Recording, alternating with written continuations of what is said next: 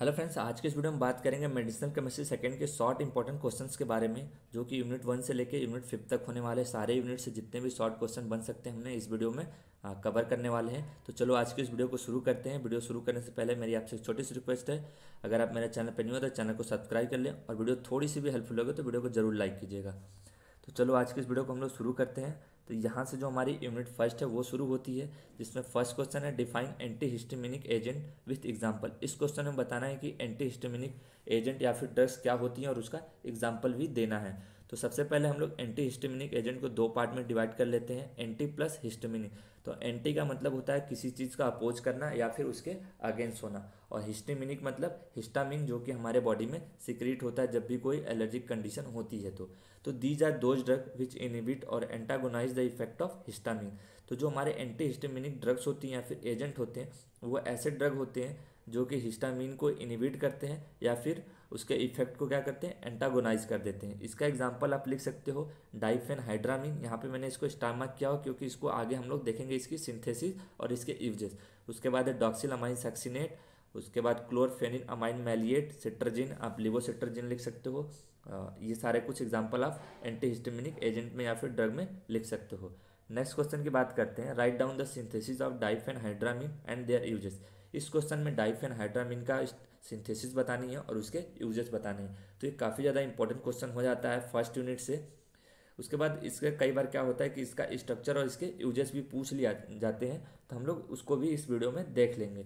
तो सबसे पहले हम लोग इसका सिंथेसिस देख लेते हैं। तो इसकी सिंथेसिस में आप देख सकते हो, सबसे पहले हम लोग डाइफेनिल मीथेन का रिएक्शन कराते हैं Br2 से लाइट के प्रेजेंस में। तो वहाँ पे हमारा -HBr जो होता है वो बाहर निकलता है और हमारा बनता क्या है, डाइफेनिल ब्रोमोमीथेन का फॉर्मेशन होता है। और साथ ही साथ यहाँ पे जो हमारी ड्रग होती है डाइमेथिल अमीनो इथेनॉल का भी फॉर्मेशन होता है। फर्दर जब इसका रिएक्शन हम लोग कराते हैं Na2CO3 के प्रेजेंस में 140 डिग्री सेल्सियस पे, तो वहाँ पे भी हमारा HBr- जो होता है वो रिलीज हो जाता है और हमारा फाइनली बनता है डाइफेनहाइड्रामिन। तो यहाँ पे हमारा इसका सिंथेसिस हो जाती है। उसके बाद इसके अगर यूजेस की बात करते हैं तो use to treat allergic condition like stuffy nose itching. तो जो हमारा डाइफेनहाइड्रामिनिक होता है वो एक एंटी एलर्जिक ड्रग होती है, जिसका इस्तेमाल हम लोग जब हमारी नोज होती है वो स्टफ हो जाती है या फिर बॉडी पे ईचिंग होता है, तो उस कंडीशन में हम लोग इसका यूज करते हैं। Use in prevention and treatment of motion sickness. इसका इस्तेमाल हम लोग मोशन सिकनेस की कंडीशन में भी करते हैं। Easily cross blood brain barrier so cause sedation and use to relax and fall asleep. तो ये जो ड्रग होती हैं, जो हमारी एंटी एलर्जिक ड्रग होती हैं फर्स्ट जनरेशन की, ये हमारे ब्लड ब्रेन बैरियर को क्रॉस कर देती हैं, जिसकी वजह से हमें सडेशन भी हो सकता है। तो इनको एज अ स्लीप के लिए भी इस्तेमाल किया जाता है, स्लीपिंग पिल की तरह भी इसको इस्तेमाल किया जाता है। अगर आपने कभी इसको यूज किया हो तो इसको लेने के बाद क्या होता है, नींद आती है। नेक्स्ट क्वेश्चन की बात करते हैं, what are the proton pump inhibitor and draw structure of rabeprazole. इस क्वेश्चन में बताना है कि प्रोटॉन पंप इनहिबिटर क्या होते हैं और रेबीपैराजोल का स्ट्रक्चर बताना है। तो these are those drug which inhibit the proton pump present in parietal cell of stomach is called proton pump inhibitor. तो जो हमारे प्रोटॉन पंप इनहिबिटर ड्रग होती है वो ऐसी ड्रग होती हैं जो कि हमारे जो प्रोटॉन पंप जो हमारे पेराइटल सेल में प्रेजेंट होता है हमारे स्टमक के अंदर, उसको ये क्या करते हैं, इनहिबिट करते हैं, जिसकी वजह से HCl का जो सिक्रीशन होता है वो नहीं हो पाता है। इसके एग्जाम्पल में आप लिख सकते हो पेंटोपैराजोल, ओमीपैराजोल, रेबीपैराजोल।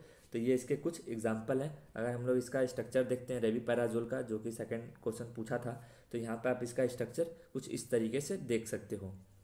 उसके बाद नेक्स्ट इसमें बात करेंगे हम लोग इसके मोड ऑफ एक्शन की।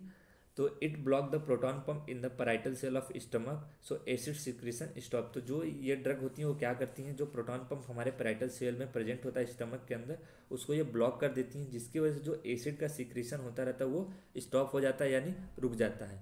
Use to treat acidity and gas. तो इन ड्रग का इस्तेमाल हम लोग एसिडिटी कंडीशन में करते हैं और जब हमारे पेट में गैस बनती है तो उस कंडीशन में इस ड्रग को यूज किया जाता है।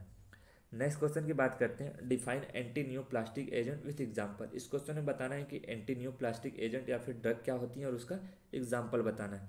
तो सबसे पहले हम लोग इस वर्ड को दो पार्ट्स में ब्रेक कर लेते हैं, एंटी प्लस नियोप्लास्टिक। तो एंटी का मतलब अपोज करना या फिर किसी चीज़ के अगेंस्ट होना, और नियोप्लास्टिक का मतलब होता है नियोप्लाज्म, जिसका मतलब होता है एब नॉर्मल ग्रोथ ऑफ टिश्यू जिसको हम लोग कैंसर के नाम से भी जानते हैं। तो नियोप्लास्टिक या फिर नियोप्लास्टिक एजेंट ऐसे एजेंट होते हैं जो कि कैंसर कॉज करते हैं। तो these are those drug which are use to control cancer और अब नॉर्मल ग्रोथ ऑफ टिश्यू। तो जो हमारी एंटी नियोप्लास्टिक ड्रग होती है या फिर एजेंट होते हैं वह ऐसे ड्रग होती हैं जो कि जो हमारा टिश्यू का या फिर सेल का जो एब नॉर्मल ग्रोथ होता रहता है उसको ये क्या करती हैं, इनिबिट करती हैं या फिर कंट्रोल करती हैं। They are also known as anti cancer drug, जिसको हम लोग एंटी कैंसर ड्रग के नाम से भी जानते हैं। इसके अगर एग्जाम्पल्स की बात करते हैं तो मीक्लोर एथामीन और मरकेप्टोप्यूरिन, तो इन दोनों का ही स्ट्रक्चर मैंने इसलिए लिया क्योंकि ये स्टार मार्क्स ड्रग हैं। आप सिलेबस में देखोगे तो इन दोनों का सिंथेसिस भी पूछा हुआ है। तो यहाँ पे हमने इसका स्ट्रक्चर ड्रॉ कर दिया क्योंकि कई बार इसके स्ट्रक्चर से भी क्वेश्चन पूछे जा सकते हैं, तो आप स्ट्रक्चर जरूर से देख लेना। नेक्स्ट क्वेश्चन की बात करते हैं, write down the mode of action of methotrexate. इस क्वेश्चन में मेथोट्रिएक्सेट का मोड ऑफ एक्शन बताना है। ये भी जो हमारी होती है एक एंटी कैंसर ड्रग है या फिर एंटी नियोप्लास्टिक ड्रग है। तो methotrexate inhibit the synthesis by inhibiting dihydrofolate reductase enzyme. तो जो हमारी मेथोट्रिएक्सेट ड्रग होती है वो क्या करती है, जो डाईहाइड्रोफोलेट रिडक्टेज एंजाइम है उसको ये इनिबिट कर देती है। यहाँ पे आप इसका मोड ऑफ एक्शन देख सकते हो। फर्दर सबसे पहले क्या होता है, जो फोलिक एसिड होता है वो डाईहाइड्रोफोलिक एसिड में कन्वर्ट होता है। उसके बाद डाईहाइड्रोफोलेट रिडक्टेज एंजाइम के प्रेजेंस में ये फर्दर ट्राईहाइड्रोफोलिक एसिड में कन्वर्ट होता है। उसके बाद प्यूरिन और फर्दर डीएनए का फॉर्मेशन करता है। लेकिन जब हम लोग इस कंडीशन में जो मेथोट्रिएक्सेट ड्रग देते हैं तो ये क्या कर देता है,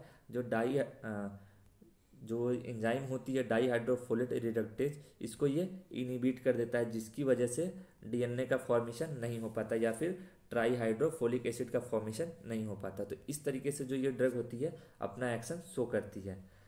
अब यहाँ से हमारे जो यूनिट 2 शुरू होने वाले सेकेंड यूनिट यहाँ से शुरू होती है, जिसमें फर्स्ट क्वेश्चन है right down the synthesis and mode of action of आइसोसोर्बाइड dinitrate. काफ़ी ज़्यादा इंपॉर्टेंट क्वेश्चन है, काफ़ी बार इसकी सिंथेसिस और मोड ऑफ एक्शन पूछे गए हैं। तो यहाँ पे आप देख सकते हो जो हमारा आइसोसोर्बाइड डाइनाइट्रेट होता है ये एक वैसोडाइलेटर ड्रग होती है, जिसको हम लोग अंजाइना पेक्टोरिस के कंडीशन में भी यूज करते हैं। तो अगर इसकी सिंथेसिस की बात करते हैं तो सबसे पहले यहाँ पे हम लोग ग्लूकोज लेते हैं। उसका फर्दर जब हम लोग H2 या फिर पीटी के प्रेजेंस में रिडक्शन कराते हैं तो हमारा क्या बनता है, सॉर्बिटॉल। उसके बाद फर्दर जब हम लोग H2SO4 के प्रेजेंस में इसका रिएक्शन करते हैं तो आइसोसोर्बाइड का फॉर्मेशन होता है। उसके बाद HNO3 और H2SO4 के प्रेजेंस में इसका जब फर्दर रिएक्शन कराया जाता है तो हमारा फाइनली आइसोसोर्बाइड डाइनाइट्रेट का सिंथेसिस जो हो जाती है। तो यहाँ पे आप इसका सिंथेसिस देख सकते हो। अगर इसके मोड ऑफ एक्शन की बात करते हैं तो आइसोसोर्बाइड dinitrate is a vasodilator which dilate the blood vessel and increase blood flow and oxygen supply towards it. तो जो हमारी आइसोसोर्बाइड डाइनाइट्रेट होती है एक वैसोडाइलेटर ड्रग होती है जो कि हमारे जो ब्लड वेसल है उनको क्या करती है, डायलेट कर देती है, जिसकी वजह से जो ब्लड का फ्लो होता है वो बढ़ जाता है और जो ऑक्सीजन की सप्लाई होती है वो भी बढ़ जाती है हमारे हार्ट के पास। तो इस तरीके से ये अपना एक्शन शो करती है। नेक्स्ट क्वेश्चन की बात करते हैं, what are calcium channel blocker, give their mode of action and usages. इस क्वेश्चन में बताना है कि कैल्शियम चैनल ब्लॉकर ड्रग्स क्या होती हैं, उनके मोड ऑफ एक्शन और उसके यूजेस बताने हैं। तो दीज आर दो drug which block calcium ion channel present in the blood vessel and cause dilation. तो जो हमारी कैल्शियम चैनल ब्लॉकर ड्रग होती हैं वह ऐसी ड्रग होती हैं जो कि हमारे कैल्शियम आयन चैनल को क्या करती हैं, ब्लॉक करती हैं, जो कि हमारे ब्लड वेसल में प्रेजेंट होते हैं और जो ब्लड वेसल है उसको ये डायलेशन कराते हैं। अगर इसके मोड ऑफ एक्शन की बात करते हैं, calcium channel blocker are the drug use to lower blood pressure. They work by preventing calcium from entering the cell of the heart and artery. तो जो हमारी कैल्शियम चैनल ब्लॉकर होती हैं वो क्या करती हैं, ब्लड प्रेशर को रिड्यूस करती हैं, यानी ब्लड प्रेशर को कम करती हैं, बीपी को कम करती हैं। और किस तरीके से ये अपना काम करती हैं, तो जो कैल्शियम आयन होता है उसको ये सेल के अंदर इंटर करने से इनिबिट करती हैं, जिसकी वजह से जो ब्लड प्रेशर होता है वो कम हो जाता है। यहाँ पे आप डायग्राम के थ्रू देख सकते हो, यहाँ से जो हमारी ड्रग होती है वो क्या करती है, जो कैल्शियम आयन है है उसको ब्लॉक कर देती है, जिसकी वजह से जो हमारे कैल्शियम आयन है वो इंटर नहीं कर पाता और उसकी वजह से जो कॉन्ट्रैक्शन है वो नहीं हो पाता। तो इस तरीके से ये अपना एक्शन शो करती है। अगर इसके यूजेस की बात करते हैं, यूज टू ट्रीट हाइपरटेंशन, ये हाइपरटेंशन को भी ट्रीट करने के लिए इस्तेमाल की जाती है। To treat angina pectoris, angina pectoris के ट्रीटमेंट में भी इसका इस्तेमाल किया जाता है। टू ट्रीट टेकिकार्डिया, यानी हार्ट बीट को बढ़ाने के लिए इसका इस्तेमाल किया जाता है। सॉरी हार्ट बीट को ये कम करती है। टैकीकार्डिया का मतलब होता है कि हार्ट बीट का बढ़ जाना। अगर इस एग्जांपल्स की बात करते हैं तो एग्जांपल्स में आप लिख सकते हो बेरम्पामिन, निफिडिपिन और एम्लोडिपिन, ये इसके कुछ एग्जांपल्स हो गए। नेक्स्ट क्वेश्चन की बात करते हैं, write down the mode of action and uses of acetazolamide. इस क्वेश्चन में एसिटाजोलामाइड का मोड ऑफ एक्शन और उसके यूजेस बताने। तो acetazolamide is a type of diuretic which work on proximal convoluted tubule. तो ये जो हमारी एसिटाजोलामाइड होती है वो एक तरह की डायरेटिक ड्रग होती है जो कि हमारे पीसीटी यानी नेफ्रॉन पे काम करती है। It inhibit bicarbonate ion reabsorption by inhibiting carbonic anhydrase enzyme. तो जो ये ड्रग होती है वो क्या करती है, जो हमारा बाइकार्बोनेट आयन होता है उसके रीअब्जॉर्प्शन को ये इनिबिट करती है, जो कि जो हमारा कार्बोनिक एनहाइड्रेज एंजाइम होता है उसको ये ब्लॉक कर देती है, जिसकी वजह से HCO3 माइनस का जो आयन है उनका रीअब्जॉर्प्शन नहीं हो पाता। अगर इसके यूजेस की बात करते हैं, यूज टू ट्रीट इडीमा, यानी इसको इडीमा में इसका इस्तेमाल किया जाता है जब बॉडी में स्वेलिंग हो जाती है, उस कंडीशन में इस ड्रग का इस्तेमाल किया जाता है। यूज टू ट्रीट ग्लाइकोमा, जो ग्लाइकोमा होती है वो हमारी एक आई डिजीज़ होती है, उस कंडीशन में भी इस ड्रग को हम लोग यूज करते हैं। नेक्स्ट क्वेश्चन की बात करते हैं, write down the synthesis and mode of action of furosemide. इस क्वेश्चन में फ्यूरोसिमाइड का सिंथेसिस और उसके मोड ऑफ एक्शन को बताना है। तो furosemide is most commonly use loop diuretic. जो हमारी फ्यूरोसिमाइड होती है वो लूप डायरेटिक ड्रग होती है, इसका इस्तेमाल हम लोग ज़्यादातर लूप डायरेटिक की तरह ही करते हैं। अगर इसके सिंथेसिस की बात करते हैं तो जब हम लोग 2,4 डाइक्लोरोबेंजोइक एसिड को ClSO3H के प्रेजेंस में रिएक्शन कराते हैं तो कुछ इस तरीके का हमारा एक इंटरमीडिएट बनता है। उसको फर्दर जब हम लोग NH3 के प्रेजेंस में रिएक्शन कराते हैं तो एक और इंटरमीडिएट बनता है। उसके बाद जब हम लोग फॉर्फ्यूरल अमाइन के प्रेजेंस में इसका रिएक्शन कराते हैं तो हमारा फ्यूरोसिमाइड बन जाता है। यहाँ पे आप इसका स्ट्रक्चर देख सकते हो फ्यूरोसिमाइड का। अगर इसके मोड ऑफ एक्शन की बात करते हैं, furosemide is a loop diuretic drug which works on loop of Henle at nephron and inhibit sodium potassium chlorine co transporter. तो जो हमारी फ्यूरोसिमाइड होती है वो लूप डायरेटिक ड्रग होती है जो कि हमारे लूप ऑफ हेनले पे काम करती है, जो कि नेफ्रॉन पे प्रेजेंट होता है, और जो सोडियम आयन है, पोटेशियम आयन है, क्लोरीन आयन है, उसको ये इनिबिट करती है, उसके को ट्रांसफर को, और इसका जो रीअब्जॉर्प्शन होता है उसको भी ये इनिबिट करती है, जिसकी वजह से इसका रीअब्जॉर्प्शन रुक जाता है। नेक्स्ट क्वेश्चन की बात करते हैं, right the name of drug act on renin angiotensin system. तो इस क्वेश्चन में बताना है कि वो कौन कौन सी ड्रग होती हैं जो कि हमारे रेनिन एंजियोटेंसिन सिस्टम पे काम करती हैं। तो these are anti hypertensive drug which work on RAS system. तो जो ये ड्रग होती है वो एंटी हाइपरटेंसिव ड्रग यानी हाइपरटेंशन को कम करने वाली ड्रग होती हैं। इसको 3 पार्ट में क्लासीफाई किया गया है।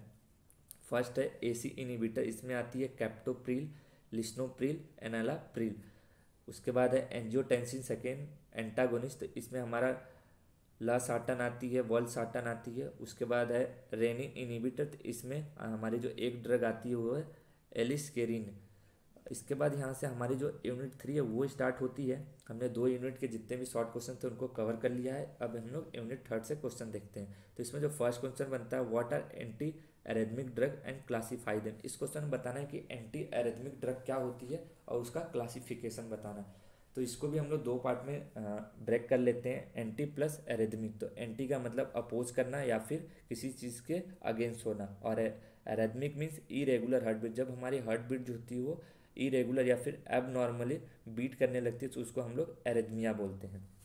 तो these are those drug which use to treat arrhythmia. तो ये जो ड्रग होती हैं एंटी एरेथमिक ड्रग होती हैं, ये हमारे किस काम आती हैं, जब किसी पर्सन को एरेथमिया हो गया रहता है या फिर इरेगुलर हार्ट बीट होती है तो उस कंडीशन में इस ड्रग को दिया जाता है। एरेथमिया क्या होती है, तो arrhythmia is a condition when heart beat is irregular. तो एरेथमिया एक कंडीशन होती है या फिर एक बोल सकते हो आप बीमारी होती है जिसमें जो हमारा हार्ट बीट होता है वो इरेगुलर तरीके से बीट करने लगता है। अगर इसके क्लासिफिकेशन की बात करते हैं तो इसको 4 क्लास में क्लासीफाई किया गया है। फर्स्ट क्लास है sodium channel blocker, second class को हम लोग बीटा ब्लॉकर भी बोलते हैं, थर्ड क्लास को पोटेशियम चैनल ब्लॉकर, और फोर्थ क्लास को कैल्शियम चैनल ब्लॉकर के नाम से भी जानते हैं। जो हमारा सोडियम चैनल ब्लॉकर है उसको फर्दर 3 क्लास में क्लासीफाई किया गया है, class first A, class first B, class first C. तो इसमें जो ड्रग आती हैं वो है प्रोकेन अमाइड। उसके बाद क्लास फर्स्ट बी में जो आती है फेनिटोइन और लीडोकेन। उसके बाद जो इसकी आखिरी क्लास है वो है लोरसेनिडीन और से नाइट। तो ये कुछ ड्रग हैं जो कि हमारे सोडियम चैनल ब्लॉकर की तरह काम करती हैं। उसके बाद बीटा ब्लॉकर में आता है प्रोप्रानोलॉल, एटिनोलॉल। उसके बाद पोटेशियम चैनल ब्लॉकर की तरह काम करने वाले ड्रग हैं सोटालॉल और एमिडाइरोन। तो उसके बाद है कैल्शियम चैनल ब्लॉकर ड्रग में आती हैं वेरम्पामिर और डिल्टाइजम। तो ये कुछ इसके क्लासिफिकेशन थे। नेक्स्ट क्वेश्चन की बात करते हैं, write down the mode of action of HMG CoA reductase inhibitor and uses. इस क्वेश्चन में HMG CoA रिडक्टेज इनिबिटर का मोड ऑफ एक्शन बताना है और उसके यूजेस बताने हैं। तो HMG CoA reductase inhibitor are anti hyperlipidemic drug which work by inhibiting HMG-CoA reductase enzyme and decrease the cholesterol level। तो जो हमारी HMG-CoA reductase इनिबिटर ड्रग होती हैं वो ऐसी ड्रग होती हैं जो कि एंटी हाइपरलिपिडेमिक होती है, यानी जब हमारे बॉडी में लिपिड का कंसंट्रेशन बढ़ जाता है या फिर लिपिड का लेवल बढ़ जाता है तो उस कंडीशन में इस ड्रग को दिया जाता है। ये ड्रग किस तरीके से काम करती है, तो जो हमारा HMG-CoA रिडक्टेज एंजाइम होती है उसको ये क्या करता है, इनिबिट करता है, जिसकी वजह से हमारे बॉडी में जो कोलेस्ट्रॉल का लेवल है वो कम हो जाता है। अगर इसके यूजेस की बात करते हैं, use to decrease cholesterol level, तो ये कोलेस्ट्रॉल लेवल को डिक्रीज करने के लिए इन ड्रग का इस्तेमाल किया जाता है। यूज टू ट्रीट एरिथ्रोस्क्लेरोसिस, इसका इस्तेमाल हम लोग एथ्रोस्क्लेरोसिस के ट्रीटमेंट में करते हैं। उसके बाद हार्ट रिलेटेड प्रॉब्लम में भी इनका इस्तेमाल किया जाता है। तो आई होप आपको सारा कुछ समझ में आ गया होगा। अभी तक जितने क्वेश्चन हमने शुरू किए थे, डिस्कस किए हैं अभी तक, तो वीडियो थोड़ी सी भी हेल्पफुल लगी तो वीडियो को लाइक कर देना।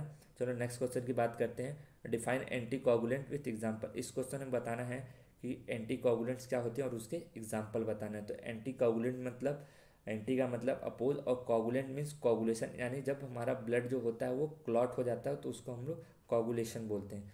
तो these are those drug which are use to prevent coagulation of blood and also prevent thrombus formation in blood vessel. तो जो हमारी एंटी कोगुलेंट ड्रग होती है वो ऐसी ड्रग होती हैं जो कि जब हमारा ब्लड का कोगुलेशन होता है उसको ये होने से रोकती हैं, प्रिवेंट करती हैं, और साथ ही साथ जो थ्रोम्बस का फॉर्मेशन होता है हमारे ब्लड वेसल के अंदर उसको भी ये क्या करती हैं, इनिबिट करती हैं और प्रिवेंट करती हैं। अगर इसके एग्जाम्पल्स की बात करते हैं तो वारफरीन है जिसको हम लोग ओरली लेते हैं, और उसके बाद एक और ड्रग है हेपेरिन जिसको हम लोग एज अ इंजेक्शन के फॉर्म में लेते हैं। नेक्स्ट क्वेश्चन की बात करते हैं, enlist the name of drug use in CHF। इसमें बताना है कौन कौन सी ड्रग होती हैं जिसको हम लोग कंजेस्टिव हार्ट फेलियर में यूज करते हैं। इसको दूसरे नाम से भी पूछ सकता है, ड्रग यूज इन CHF। तो यहाँ पे हम लोग फर्स्ट देख लेते हैं, इसमें जो ड्रग आती हैं वो है डाइजॉक्सिन, डिजिटॉक्सिन जो कि कार्डियक ग्लाइकोसाइड ड्रग है। उसके बाद इसमें एक और ड्रग आती है एमिरनोन, और उसके बाद है मिलिरिनोन जो कि हमारे फॉस्फोडाइस्टरेज इनिबिटर होती हैं। तो ये कुछ ड्रग हैं जो कि हम लोग CHF के कंडीशन में यूज करते हैं। थोड़ा सा यहाँ पे हम लोग देख लेते हैं कि CHF क्या होता है, यानी कंजेस्टिव हार्ट फेलियर क्या होता है। तो कंजेस्टिव मतलब कंजेशन, और heart failure means heart fail to pump blood. तो जो हमारा CHF होता है वो एक ऐसी कंडीशन होती है जो हमारा हार्ट होता है, एक जितनी हमारे बॉडी को रिक्वायरमेंट होती है उतना ब्लड ये पंप नहीं कर पाता। तो इस कंडीशन को ही हम लोग क्या बोलते हैं, CHF यानी कंजेस्टिव हार्ट फेलियर। अब यहाँ से हमारी जो यूनिट 4 है वो स्टार्ट होती है, जिसमें पहला क्वेश्चन है draw the structure and mode of action of sildenafil. काफ़ी ज़्यादा इंपॉर्टेंट क्वेश्चन है, इससे हर साल जो इसके स्ट्रक्चर या फिर मोड ऑफ एक्शन पूछे ही जाते हैं। यहाँ पे सल्डेनाफिल की जगह टडानाफिल हो सकता है, तो आप उसका स्ट्रक्चर देख लेना, मोड ऑफ एक्शन तो आप सेम ही लिख के आओगे। तो इसके अगर स्ट्रक्चर की बात करते हैं, सबसे पहले देख लेते हैं कि सल्डेनाफिल होती क्या है। तो sildenafil is a PDE5 inhibitor which use to treat erectile dysfunction. तो जो हमारे सल्डेनाफिल होती है वो PDE5 की इनिबिटर होती है, और इसका इस्तेमाल हम लोग इरेक्टाइल डिस्फंक्शन की कंडीशन में यूज करते हैं। इरेक्टाइल डिस्फंक्शन क्या होता है, a problem in man sexual organ. तो जो हमारे इरेक्टाइल डिस्फंक्शन होती है वो एक कंडीशन होती है जिसमें जो मैंस का सेक्सुअल ऑर्गन होता है वो इरेक्ट नहीं हो पाता, यानी इरेक्शन नहीं हो पाता प्रॉपर तरीके से, और इजैकुलेशन में भी प्रॉब्लम आती है। तो उस कंडीशन को हम लोग इरेक्टाइल डिस्फंक्शन बोलते हैं।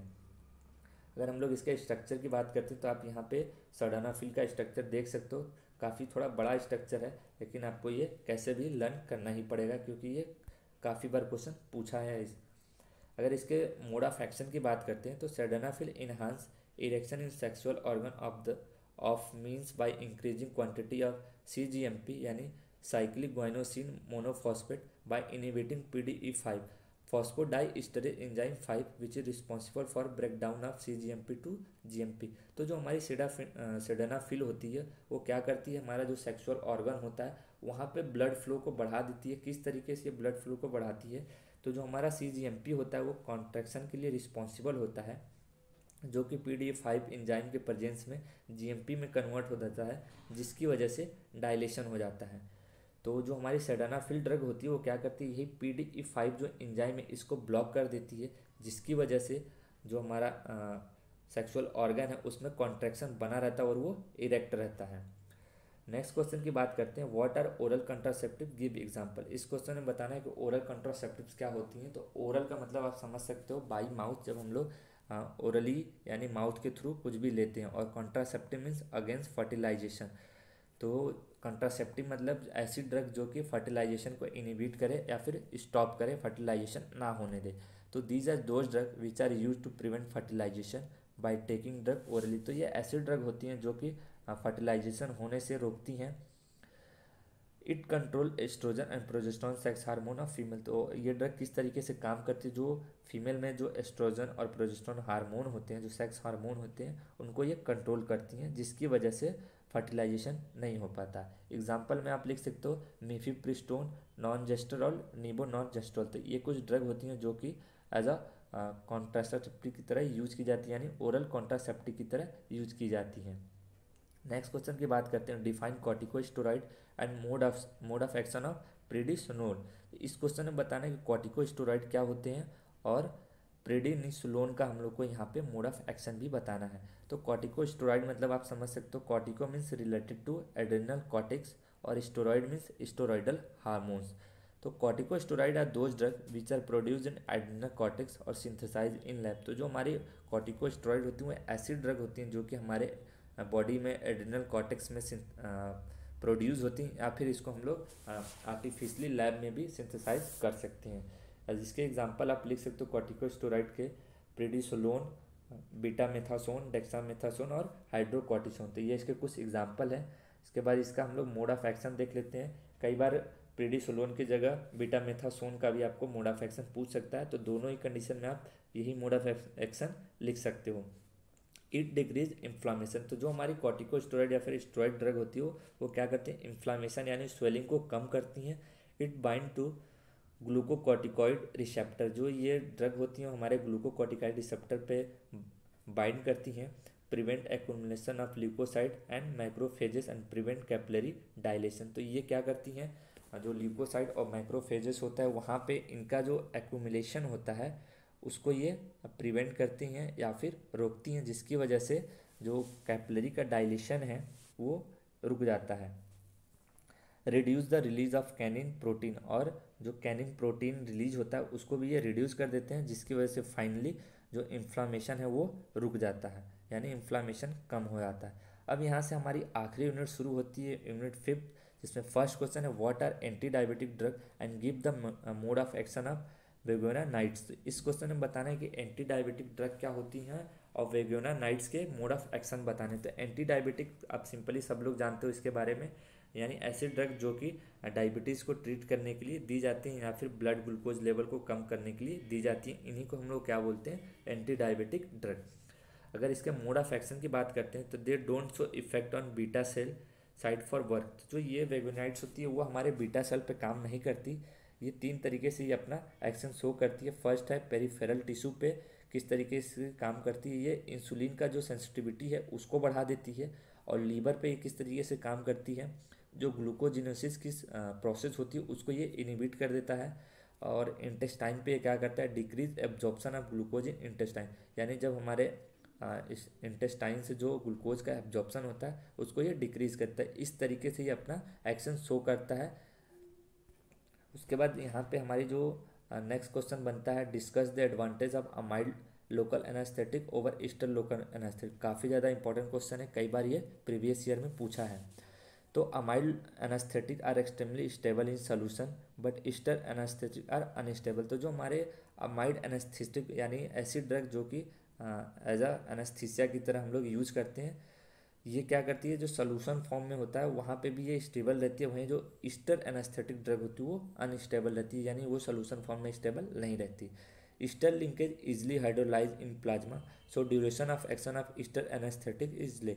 तो जो हमारा ईस्टर एनास्थेटिक ड्रग होती है वो ईजिली हमारे जो प्लाज्मा में क्या होती है, हाइड्रोलाइज हो जाती है, जिसकी वजह से इसका जो ड्यूरेशन ऑफ एक्शन होता है वो काफ़ी कम होता है। While amide linkage takes more time to hydrolyze, so duration of action is high.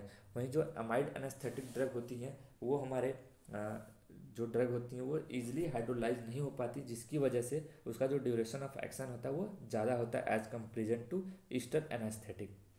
तो आई होप आपको सारा कुछ समझ में आ गया होगा। जितने भी इंपॉर्टेंट क्वेश्चन बन सकते थे हमने इस वीडियो में कवर अप कर लिए हैं। अगर वीडियो से थोड़ा सा भी हेल्पफुल लगी हो तो वीडियो को जरूर लाइक कीजिएगा और ऐसे ही वीडियो के लिए चैनल को सब्सक्राइब कर लीजिएगा।